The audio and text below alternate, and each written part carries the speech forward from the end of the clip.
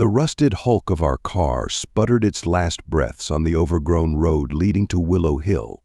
The air hung thick and heavy, sunlight barely reaching the decaying town through the oppressive canopy of pines. Every creak of a straining branch, every rustle of a hidden creature, sent shivers down our spines. The silence itself felt like a living thing, pressing down with an unseen weight. Willow Hill, once a bustling mine, was now a skeletal nightmare. Weathered houses gaped with broken windows, like vacant sockets staring back at us. A lone swing set swayed back and forth in the non-existent breeze, its rusty chains groaning with an unsettling rhythm. As we stepped into the deserted street, a sudden gust of wind ripped through the town, carrying with it the faint, sickly sweet scent of decay.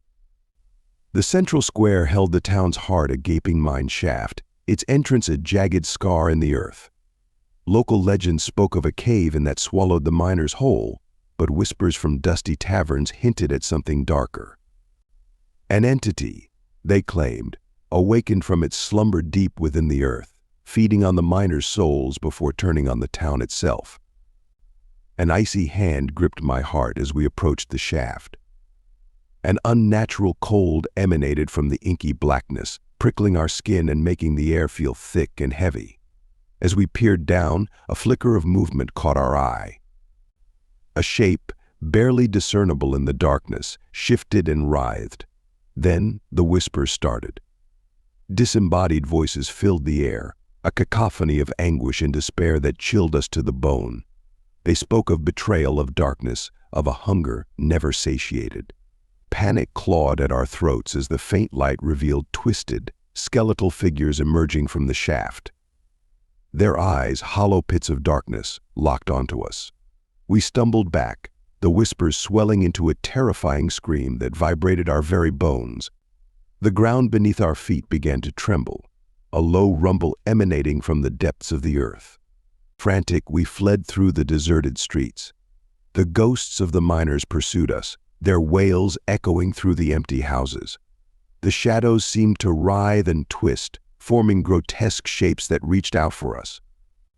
Every gasp for breath felt like shards of ice piercing our lungs.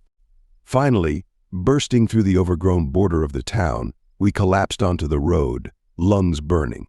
Looking back, we saw the figures trapped at the town's edge, their screams fading into the distance. The ground tremors subsided, and an eerie silence settled upon Willow Hill once more. We stumbled back to the car, the horrific experience etching itself onto our minds. As we drove away, the rearview mirror reflected the silhouette of the town bathed in the dying sunlight. For a fleeting moment, we swore we saw a single, skeletal figure standing atop the mine shaft, its empty eyes fixed on the departing car. We never spoke of Willow Hill again, but the chilling image of those spectral figures, and the whispers that echoed in the darkness, remained with us forever, a constant reminder of the horror that lurks in places best left forgotten.